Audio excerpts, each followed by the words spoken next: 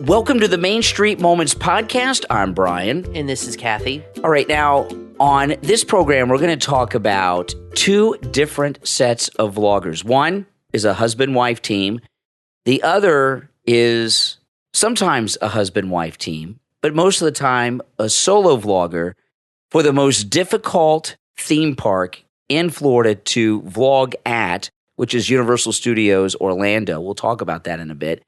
And we're talking about, of course, one of my favorite vloggers in Orlando, Rix, with an X, Rix Flix. That's a great name. It is. Isn't it a great one? It is a great one. It's a great name. And some new kids on the block. These are the new vloggers. They've done a Michael K. They relocated to Florida. The Pugh 2. Who we also like. Yeah, I like them too. We just thought we'd do a head-to-head matchup between the two and compare and contrast pros and cons, get your opinion on these two different, to me, they're the two main Universal vloggers because both channels, that's really their main focus. Yeah. Rix Flix does do some Disney. And when he goes there, he always says, I'm out of place, or I feel like, he even wears like a yellow Disney shirt because he always wears yellow. But the Pugh 2, they did Disney Springs a couple times. They do a little They Disney. do mostly Universal. They're Universal. So both of vloggers. these channels are probably 95% Universal. Well, the reason I said in the beginning that Universal is the most difficult place to vlog is in Orlando is because you cannot vlog on the rides. At Universal Orlando, they will stop a ride in motion when people are vlogging on a ride. Yeah. So They're really strict. You can vlog on the ride and the rides, which takes a lot of the park out of commission so far as vlogging. Oh, yeah. And also, both Universal Orlando, I don't count Volcano Bay, but both of the Universal parks, right? Universal and Studios and Islands of Adventure. I know Volcano Bay is considered a park, but, come on. Yeah. They have a lot of copyright music, so vloggers have to be careful with the copyright music on YouTube. So these two are, like Kathy said, the two main Universal vloggers. And Rix Flix, who I like a lot, he's awesome. Oh, we've been watching him for years. Mm-hmm. Yeah, I watched him. I started watching him when he had just a couple thousand subs, and now he's well over 100,000. And he kind of had Universal Studios Orlando all to himself for the last few years. The Disney vloggers don't go to Universal that often. No, they don't. They go to Halloween Horror Nights, a couple things. They'll all do Mardi Gras or something. I don't understand that. I mean, I would go to both if I lived up there. I'd be going to both all the time. Some of them go every once in a while, but the reason they don't is it's difficult to vlog, the reasons I said. Right. And I've heard some of them talk about it. They get more views if they go to Disney as opposed to Universal, so it's not worth their time. It's all about views and clicks and likes. Yeah, I mean, it's fun, though. So if they can't get enough of that, it's not worth their time. I guess so. But those are the reasons why they don't do it. And Rix Flix, what he's been doing at Universal Orlando for the last few years is absolutely amazing because the limitations to vlogging are so difficult. You have to be like Provost Park Pass creative. He always finds something to talk about. To vlog about. Yeah, always. Yeah. And I watched Rix Flix's latest vlog or two right before we did the show because I wanted to see the last couple he did. And I've been going to Universal Orlando since the first week or two that it was open. And I've been there, I don't know how many times, and I watch all the vlogs, and still, he shows me things I have never seen in those two parks, which really are not that big. So that's pretty good. And he keeps you up to date on the newest changes. Even the littlest things, like his latest vlog, he was at Hagrid's and he was showing how they took out some bushes. Yeah. I mean, it's like even the smallest details. Yeah. When you're there so much, you notice any little change. And that's kind of his style. I like him because he's like our generation. He's Gen X. He's our age, and we get a lot of the pop culture references and things that more than with the younger millennials, because he's like I said, him and his wife are like our generation. So that's why I relate to him more. I like them both, but if I had to choose, I would choose him over them. Well, that's just I think just an age thing. The thing with Rix Flix, we're Gen Xers. He's a Gen X guy, and like when he he finds somebody in his vlogs to say, Rix Flix, party time, excellent, Bill and Ted. Yeah, from Bill and Ted's, right. I like that. And he makes references like I remember on one of his vlogs, like a year or so ago, he was talking about the American dream, which of course is the great Dusty Rhodes. Exactly. Professional. Young people wouldn't know. So, and the Pugh 2 are very good, but very different. And it's basically like a Gen X versus millennial thing. I watched the Pugh 2 and they did a hotel review. This is crazy. Which is the hotel they were at? Cabana Bay. Yeah, the Cabana Bay, which is really an awesome hotel. And they went to the bowling alley. Oh my gosh! And to the gym there, and it was really amazing. And the gym, a lot of it is dedicated to the memory of Jack LaLanne, right. Who was a big fitness guy in the 50s and 60s. They didn't know who Jack LaLanne was, or even if he was a real person. I don't think. And of course, I remember Jack LaLanne when he was on television. Yes, doing exactly. His show in the 80s, and he was a huge fitness guru. Well, that whole hotel's like retro. It's like that's why Jack LaLanne's there. Yeah, which I love the aesthetic of that hotel. I think it's more like the 60s. No, well, the mid-century. It's mid-century modern, and so it's 50s, 60s, and that's when he was like really. That was his heyday. Jack LaLanne. He was like the Arnold Schwarzenegger. Oh yeah. Of the time. I don't think he did 60s, movies, 70s. but he was like a bodybuilder, and all the men kind of had that shape of his, which was a little odd. Different than today's no shape. Six-pack. No six-pack, just kind of one big hard stomach. The pants went like up to the nipples. Pants, but he was awesome. And he did infomercials in the 80s, and he was like an 80-year-old man, and he was still in great shape. He was like, when he was like in his 70s and 80s, he was like swimming across the English Channel and stuff. He's a fitness icon, so I was really surprised. But that shows you the difference when you have a different generation. They don't even know who he is, which is nuts to me. Now, here's the thing. And we watch both of them, okay, all regularly. Yeah, we do. I watch Rix Flix and I watch the Pugh 2, both of them often. Yep. But today we watched a few of them in a row just because we were going to talk about them here on the podcast and we wanted to see the last few videos of both of them. There's a big difference in the style of vlogging. And when I first had the Pugh 2 pop up in my YouTube recommendations and I watched their video, the wife, more than the husband, but the wife is very polished. I mean, I don't know what her professional background is, but she comes off like a professional television person. Some people, she's like Stacy. Yeah, she is. Some people find that annoying. I don't, but I've seen people have left comments that they find that annoying, that it comes across as fake. Corporate. I can understand people thinking that way, but she really, and some people do come across fake. I give you that. But to me, she seems genuine and sincere, and that's just, I think, the way she is. You know what I mean? It doesn't bother me. I like her, but I will say this, watching them, after I can only watch maybe 2 videos at a time because a little goes a long way and it can be a little exhausting. I don't know if you guys feel that way, but with me, Rix Flix is much more laid back, which I like, a laid back style. They're more like just more high energy, which is fine. And it's like boom, boom, boom, boom, boom, one thing after another. And like I said, I can watch 1, maybe 2 at a time. And then I'm like, okay. And then I might watch them 2 weeks later, but I'm not like, Rix Flix is more like casual to me. When I first saw, more chill. When I first saw the Pugh 2, okay, they came up in my recommendations. Yeah. They're good. I watched a whole bunch of their videos in a row. I probably watched half a dozen or more of their videos. Yeah.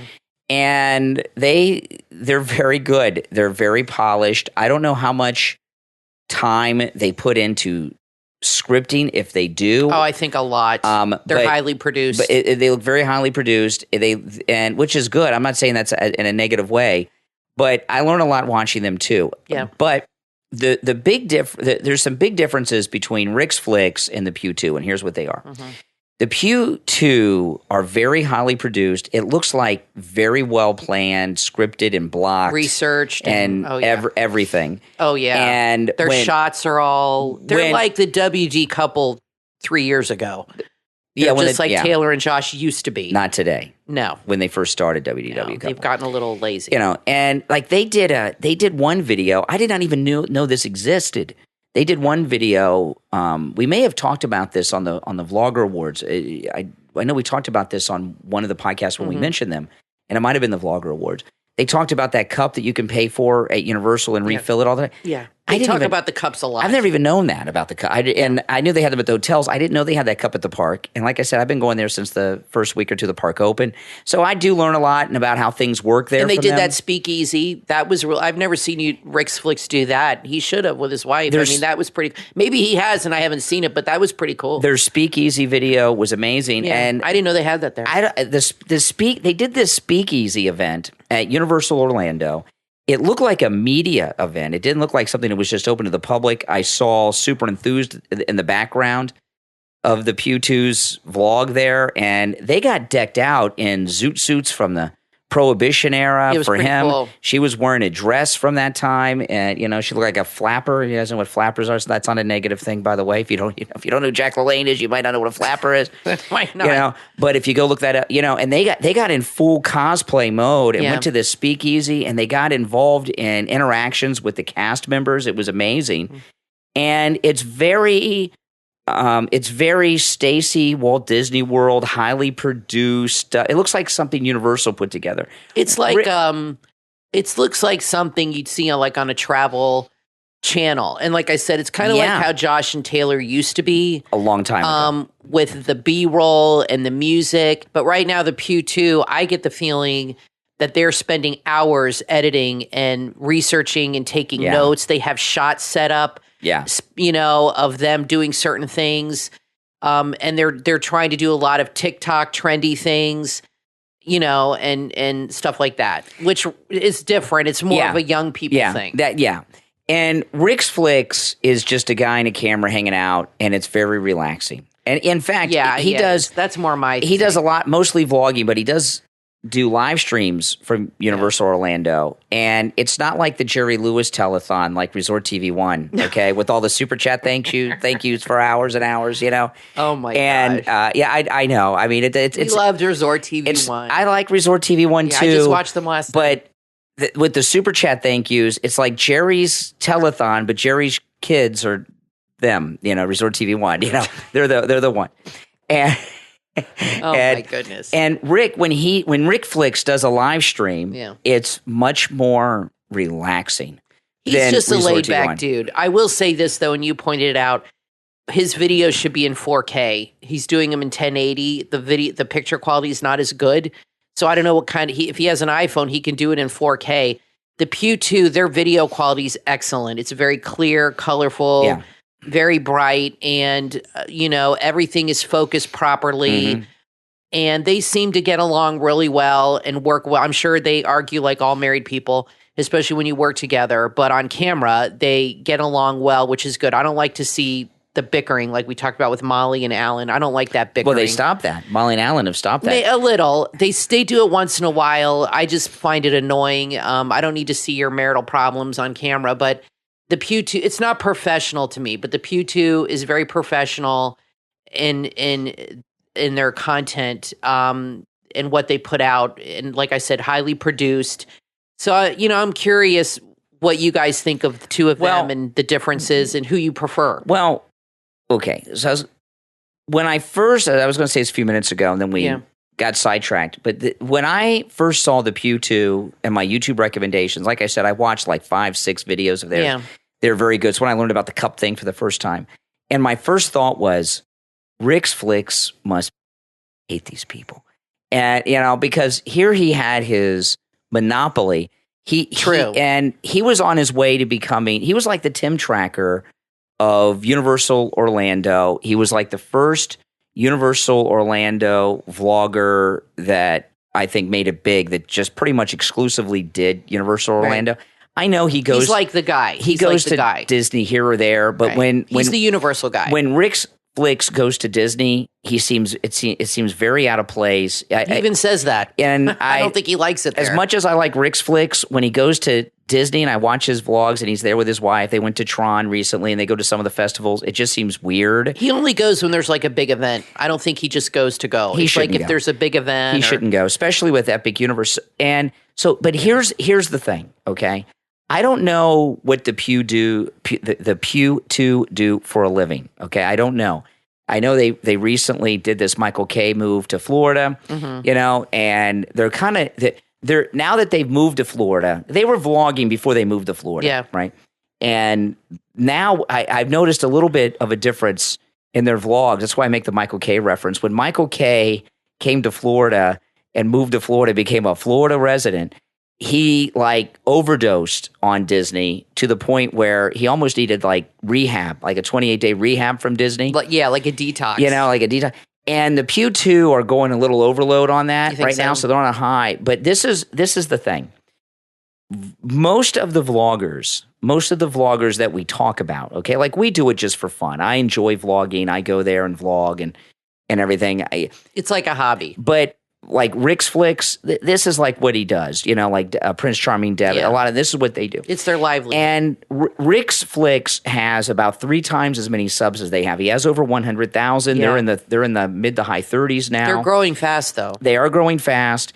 Their views are about equal to his, even though he has 3 times as many subs. And Epic Universe, when Epic Universe opens, Disney, I really truly believe that Walt Disney World, for the very first time, is going to really feel competition because it's already starting to happen. For the first time in the last year or two, people are coming to Orlando to go to Universal, and if they have a day or 2 extra on their Universal vacation, they'll stop off at Disney. Right. It never used to be that way. It used to be the other way. Well, the politics is hurting Disney. That's right, yeah. And when Epic Universe opens, it's going to be massive, and of course, all the Orlando vloggers are going to be going to Epic Universe. But I would imagine that Rix Flix, in his mind, and he is right to think this, that Epic Universe was going to be what was going to really blow up his channel because he has over 100,000 subs already that are Universal people. And then this new thing's opening. You get him to the Tim Tracker level. Yeah, that's right. Get him that 500K plus, that 500,000 and plus. And it still might. And now we got these carpetbaggers that just moved to Florida. and they're growing fast, and they're doing these highly produced corporate looking things. And there's no way, I love you, Rix Flix. I'm not being critical of you. This is human nature. I wouldn't like it myself. These carpetbaggers come in, they getting in on his turf. And when he's getting ready to have there's this big, a little of this that big feeling. Bump, I mean, he's only human. I'd be ticked off if I were Rix Flix. I wonder if people that vlog like that, and I think this is true, I don't think it can be helped. They view it as competition. And as a viewer, you might say, oh, it's not competition because there's enough to go around and everybody can watch whatever they want. And I agree. You can watch the Pugh 2, you can watch Rix Flix, you can watch Paging Mr. Morrow. But there's only so much time in the day, and unlike Brian, most people don't have time to watch 6 videos in a row. I'm just kidding. But if you watch, say, the Pugh 2, right? Say you normally were a Rix Flix person, and now the Pugh 2 has come along, and you watch their video on the same thing or their video on Universal, you might not be as interested in watching Rix Flix anymore because you'd be like, oh, I already got my Universal fix for the day. I know what's going on. But I will say this, they don't really vlog the same stuff. So I think that works in their favor. Well, he did that for a while. He was doing the top 5, top 10. But I don't see them like the Disney vloggers. He still does. One of his most recent vlogs, one of his last 2 vlogs, I can't remember for which one it was his top 6. No, I like the list. And he was there. I love his list. But the Disney vloggers, they all vlog the same thing. Like when there's at the same time. The festival, the ride, the this or that. Cast member preview of Tron. We do that too. Yeah. I mean, they all seem to vlog the same thing. So it's probably more competitive for them because you have 10 vloggers vlogging the same thing. 10? And maybe more. And you're like, okay, I have time to watch 2 or 3. So which 2 or 3 am I going to pick right now? And I'll get to the other ones maybe later. But with Rix and the Pugh, you just have 2 people mainly. So the competition's not as stiff. And like I said, they don't seem to vlog the same stuff. He kind of does his list. He goes in the park and then they both do live streams from home with their spouse, which that's fine and everything. I don't personally like those. I find them a little boring. I but don't like those either. A lot of people like them. This is not for me. But a lot of people like to sit there and watch people live stream. That's fine. I mean, I'm not knocking it. But you know what I mean? But with the Disney, it seems like there's more right now, Yeah. more competition. And there seems to be more vloggers that are interested in vlogging Disney than Universal right now. Okay. But like you said, Universal's harder to vlog. Here's the thing. I like them both. I like Rix Flix and I like the Pugh too. Yeah, I do too. But I mean, I feel a personal connection with Rix Flix. I've never met the guy, but I've been following him since like he just had a couple thousand subs. He's Generation X. We've been watching him a lot. You know, I like his wife, and I'm kind of rooting for him. And what I would I got a couple recommendations for Rix Flix. Okay, and because I want Rix Flix. Well, you're putting them against each other, like you know. Well, I got some recommendations for Rix Flix. Okay, now one of them is. He's got to go to 4K on his videos. I agree with that. His videos are a little blurry. And I know cameras, you know, a lot of these vloggers spend a lot of money on cameras. I have an iPhone 14 Pro. Yeah, you do it in 4K. And I vlog on that. And I have another YouTube channel that's a very big channel. And I do everything on that. It's a very big channel. And I do everything on that channel on my iPhone 14 Pro. And you will not buy a camera better than your iPhone 14 Pro. And your vlogs for Main Street Moments are always in 4K. And I do it on the phone too. And they look good. Yeah. And on my other channel, I do live streaming and vlogging. Mm-hmm. So Rix Flix, get that iPhone 14 Pro and you can put in a wireless mic. You can do all kinds of mics. And or a camera that does 4K. Well, you know, you're better off getting the phone price-wise. And there's no settings you have to worry about like on the phone. So that's the first recommendation for Rix Flix. Go to 4K on everything. Yeah, okay? I agree with that. Do a vlog. Just amp it up a little bit. Do an informational vlog at least 5 days a week and do 2 live streams. Okay. Well, how many videos does he put up a week? I don't know his schedule. 5 a week. I don't know his schedule. I would put 7 up a week. But this is the other thing I would do. He's got over 100,000 subs, and right now he is considered the premier Universal guy, right? Orlando vlogger. Start collabing. Reach out to Provost Park Pass. Okay, Provost Park Pass is becoming my favorite Disney vlogger. Yeah, but he does Disney. No, he did. Yeah, Provost Park Pass. When he first started doing his channel here in Florida, because he does most Disneyland, but he comes out here a lot now. And yeah, he's here now. I've been at the park a couple times when he's been there, and I missed him both times. I'm dying to meet Provost Park Pass. But I'm putting that shot. I'm going to Disneyland this summer. I'd love to meet him out there. I told you guys. But Provost Park Pass, when he first started doing Disney World here in Florida, did something that I thought was so cool. I've never seen anyone do this. He didn't know the Disney parks here very well in Orlando. He went to Hollywood Studios. He didn't know it. So he reached out to Spokesman. And he had Spokesman on his vlog, Provost. And Spokesman gave him a tour and showed him how things work at Hollywood Studios. I thought that was cool. Rix Flix could do that with Provost Park Pass. I think Provost Park Pass would collab with Rix Flix to do that. That'd be cool. And start doing some collabing with some of those Disney vloggers to boost you up even more. I don't see I like the Pugh too, but I'm really rooting for Rix Flix. Maybe he can collab with the Pugh too. Yeah. I don't see. They're not going to collab, Kathy. I don't see. If they do, it's fake. If they collab, it's fake. I don't see as many collabs as I used to. There was a time where there were a lot of collabs starting to go on, like before COVID. You'd see Jackie with Adam the Woo. You'd see Jackie with a lot of people. She collabed with a lot. Micah. You'd see Resort TV One collabing with Corey. I don't see that as much anymore. I don't see as many. Corey Meets World. I haven't seen them together in a while. I don't know what's going on with that. But I don't see as many collabs. Michael K did a few. As I used to. I remember when Michael K first moved there, he met up with Resort TV One and a few other vloggers and had pictures on Instagram of them. I don't see that anymore at all happening. Michael K, that's a whole other show. Michael K's gone underground. He is like gone from Disney. I mean, the rumor is he's engaged. He's engaged to some rich person, or he's living in a big house, and we've heard this from many, many people, and he's just really abandoned his channel. No, Michael K's still vlogging Disney. Barely. But what Michael K's channel has become is something I never would have predicted. It's become a faceless channel. You never see him. Never thought that would happen. Now, on occasion, you might see his hand, but that's about it. Yeah, no, he was in every shot, in every video, but there was... You know what it's like when what Michael K's channel is now? it's like there's some guy who's in the witness protection program who's vlogging, and you never see them, you just hear them. He doesn't show himself. He's not going to show himself anymore, I don't think. Yeah, I wonder if that has to do with some other online parody channels. I don't know. That make fun of him, and I don't know. That could have something to do with that. Clearly, things have changed with Michael K.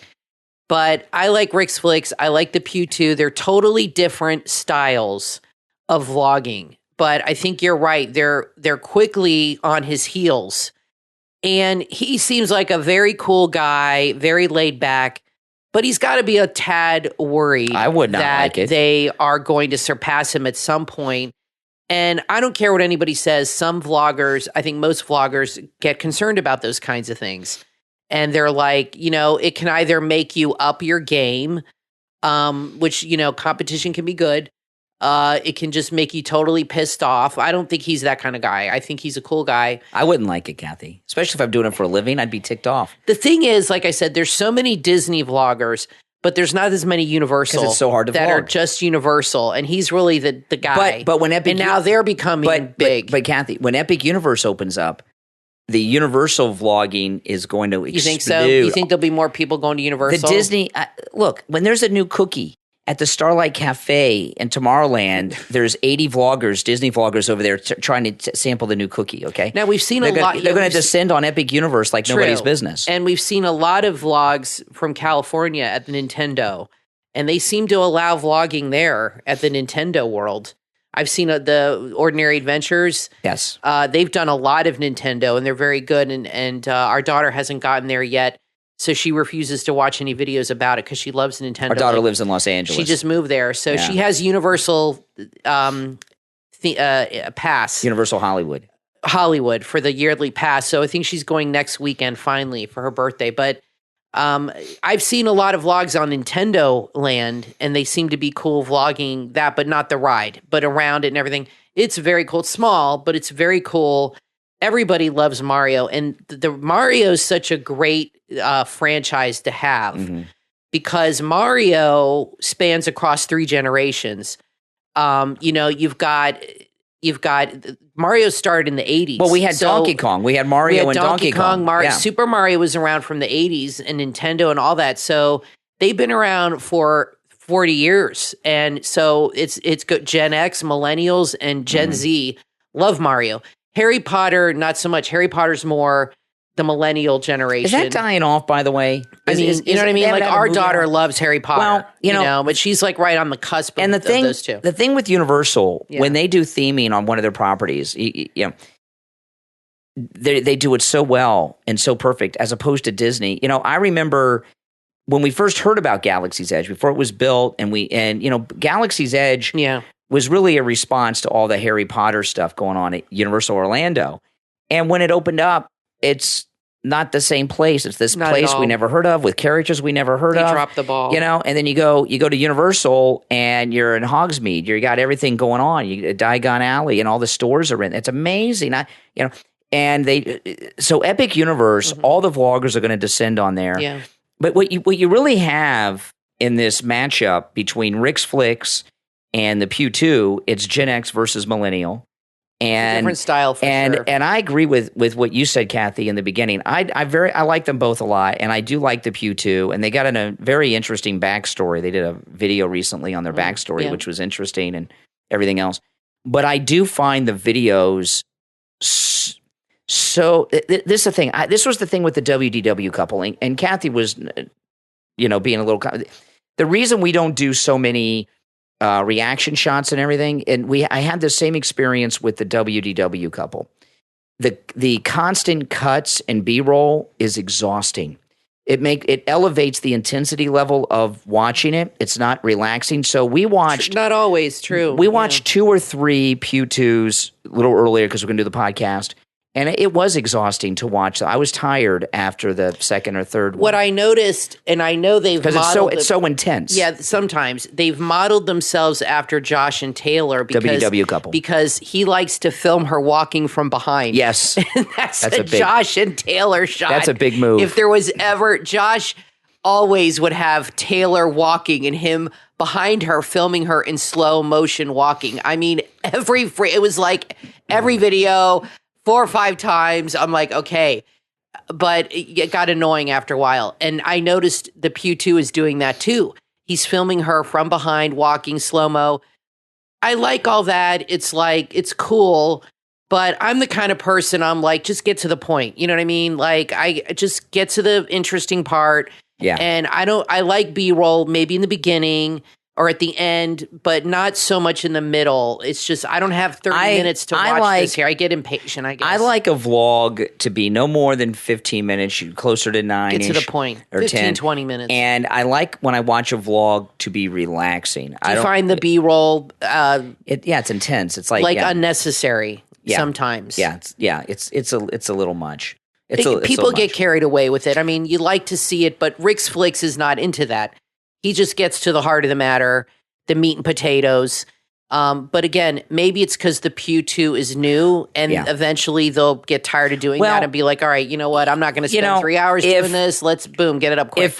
If Rix Flix takes my advice, okay, his channel will be introduced to people. If he starts collabing, and I think these Disney vloggers would very much like to collab with him because he's got a large following of Universal people that don't even know the Disney vloggers.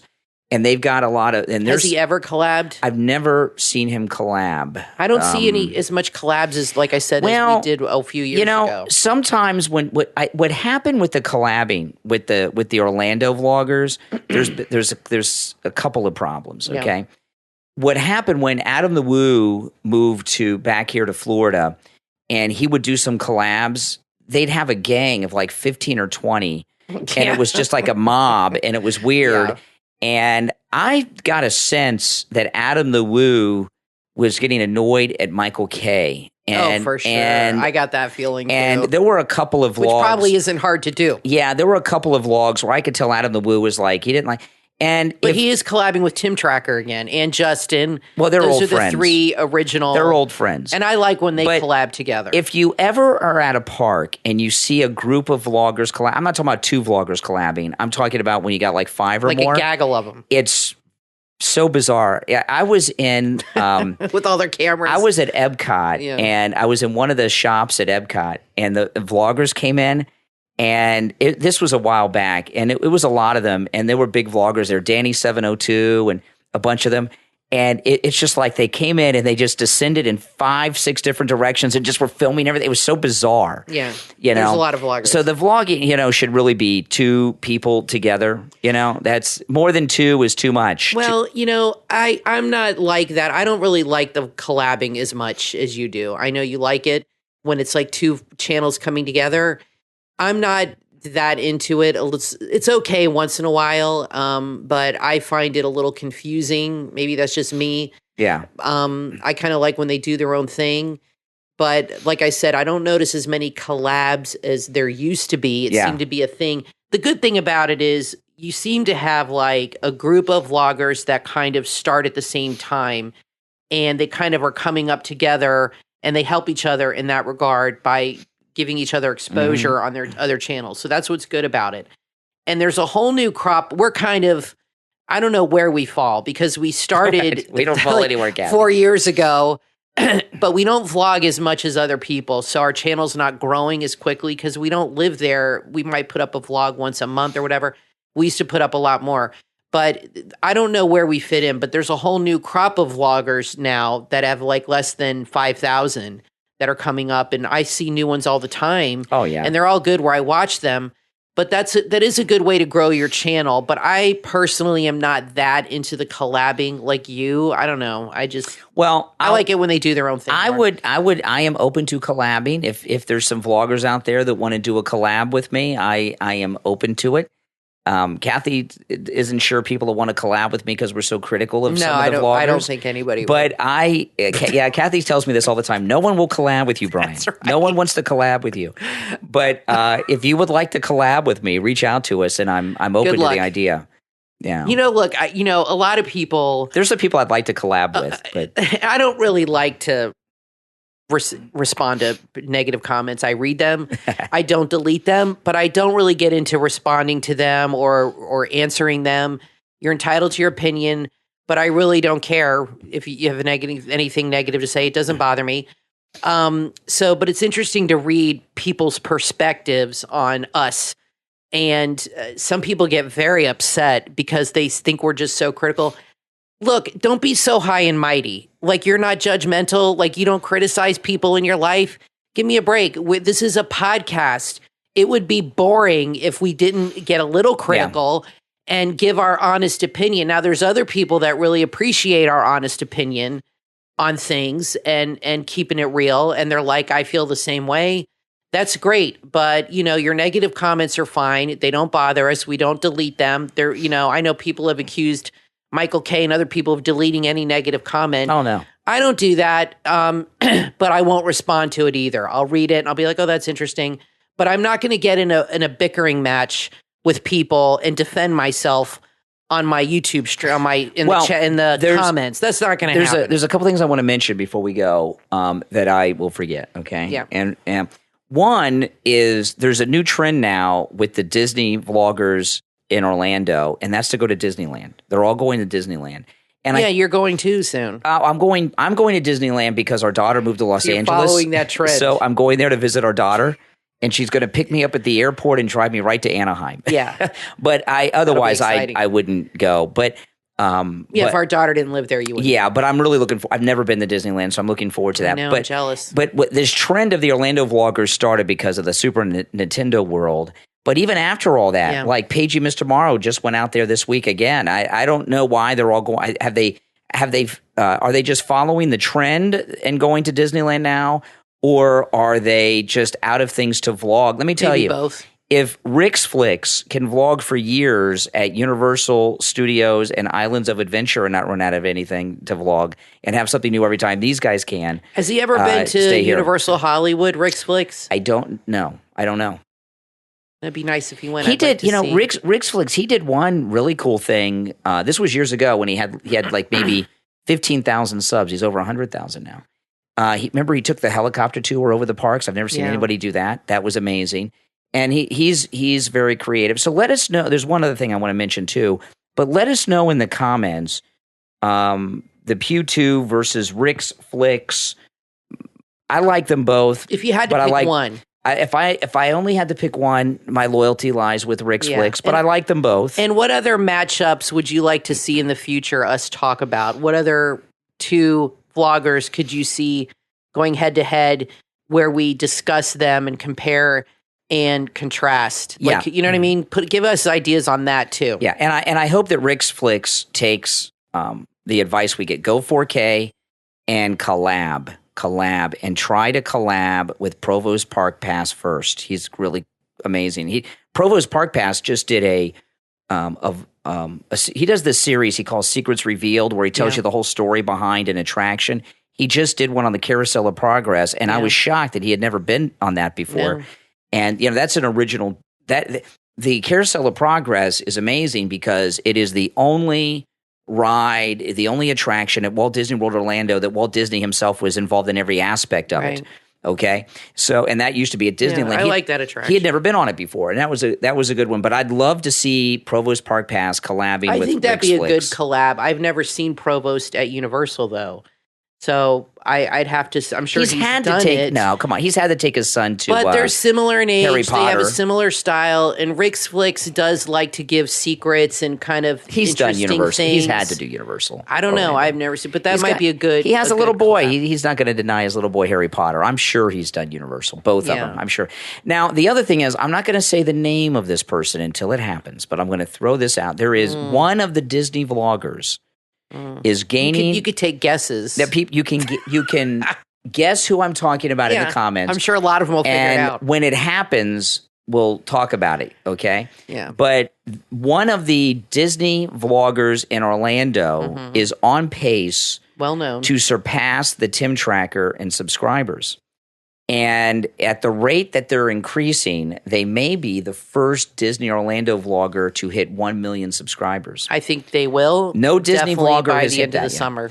There's not a Disney vlogger that I know of that does exclusively the Disney theme parks that has hit 1 million subs. Well, let me check out the Disney food blog. Let me look real quick before we sign off because I have not checked their subs. I don't think they have 1 million. I think if they did, we would know it.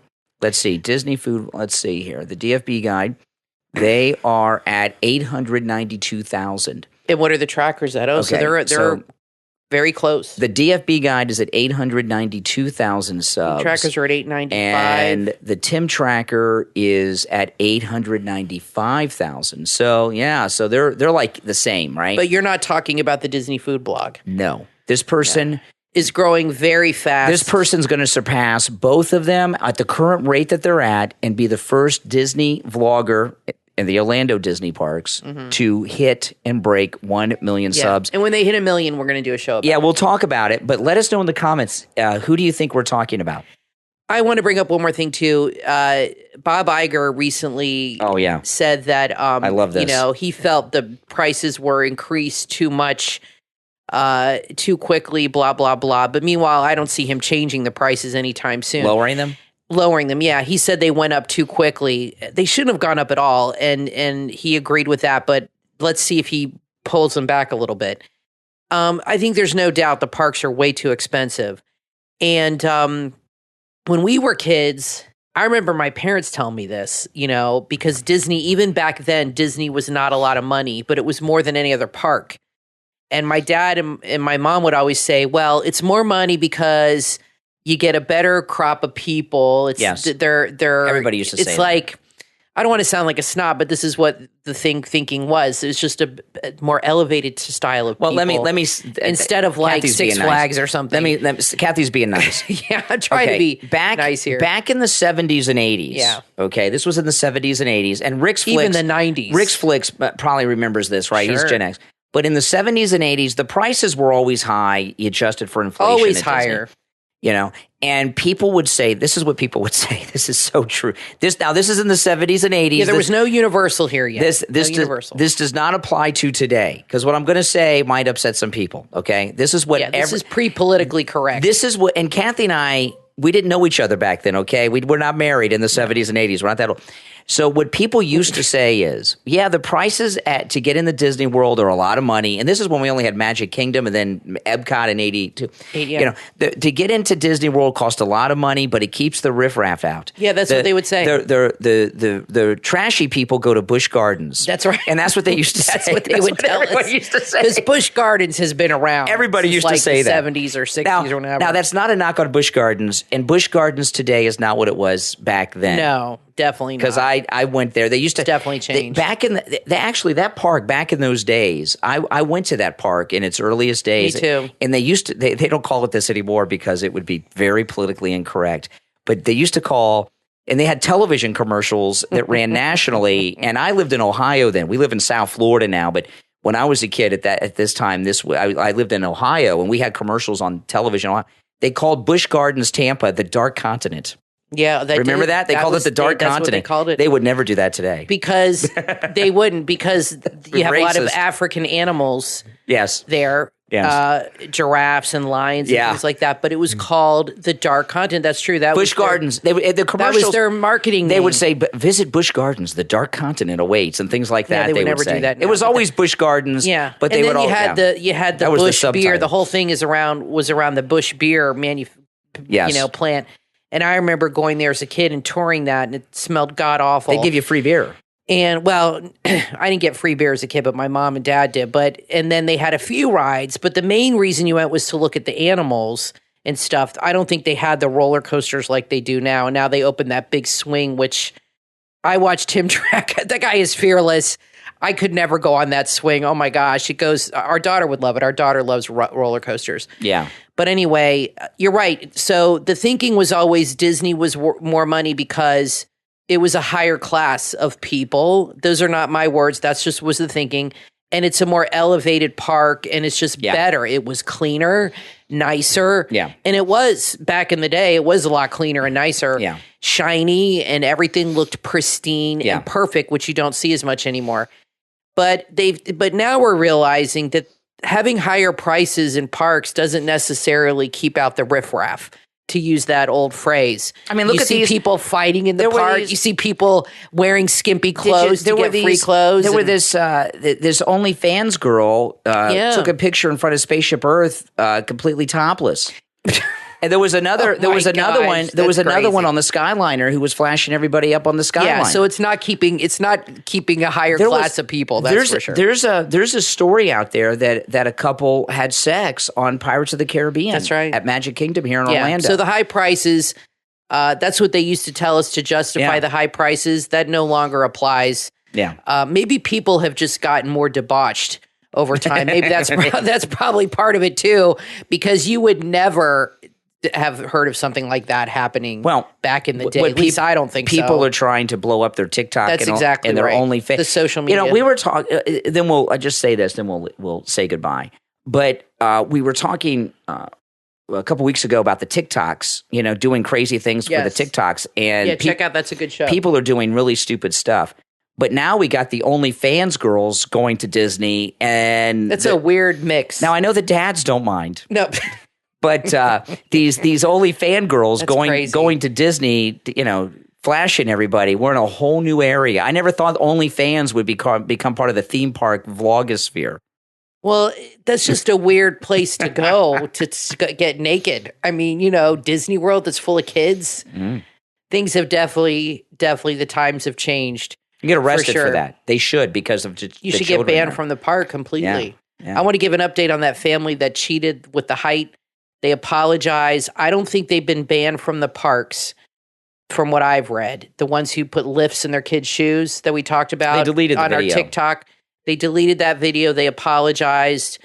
And look, I am sure they are not, you know, when I was a kid, you know, my mom used to make me squat down at the movie theater to get a cheaper ticket when I was like 13 years old and 12 years old. And lie about your age? Yes.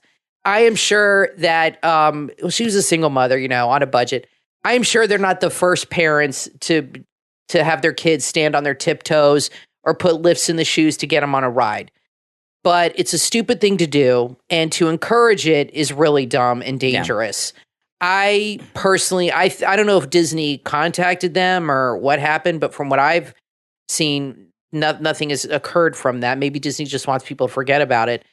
But, you know, they've apologized and whatever, said they were stupid. But this is a perfect example of people being driven to do something stupid to go viral. Well, they definitely went viral, or to get likes and clicks. And the thing is, and I think, you know, our generation is not as into likes and clicks as the millennials and the Gen Z, because they've grown up in that world. We did not. There was no social media growing up. There was no internet. There was an internet till the early 90s when we were in our 20s.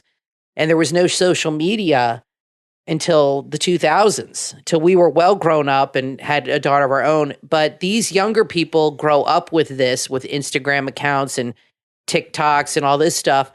And their whole world revolves around that kind of thing. That's just something I don't understand. I just don't care. So it's interesting. But anyway, that was just a little update on that story. As we sign off, and in the comments, feel free to comment about anything we've talked about. Where you can handle it. But I really do want to hear your thoughts on Rix Flix versus the Pugh 2. I know everybody likes them both. And who would you like to see as a matchup for the next one? But I got a special place for Rix Flix, you know, Party On, excellent, you know, and all that stuff. And I'm rooting for Rix Flix, and I want him to be the #1 Universal vlogger. I don't want the Pugh 2 to stop, but I want him to be the Tim Tracker of Universal, especially with Epic Universe opening up, not the carpetbaggers. Okay. Even though I like them. Well, you're kind of a carpetbagger too. I mean, I'm a native Floridian, so, you know, I was born and raised here, but... Well, listen, we are all out of time, but we'll talk to you guys next time.